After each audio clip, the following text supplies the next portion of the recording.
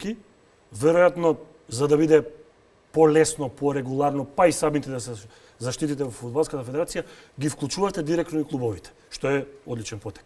Ќе ги вклучите ли сега клубовите без разлика што можеби тоа некаде во актите, во некаде во теорија на хартија не е запишено при одлуката дали да има шампион, дали да се испаѓа и така натаму.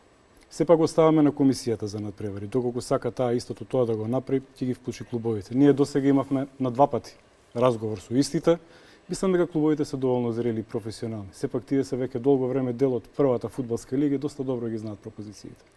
Добро, настрана пропозициите се менува и во Италија и во Англија. Ова е време во кое се носат поинакви одлуки, не секогаш според прописите, или тие се менуваат во моментов.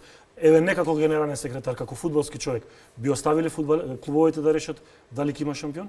Што и да кажам, ќе бидам разберен погрешно. Сепак стојам тука како генерален секретар на Фудбалската федерација и не можам да кажам оно што лично го мислам, но сепак оно што го кажав и претходно.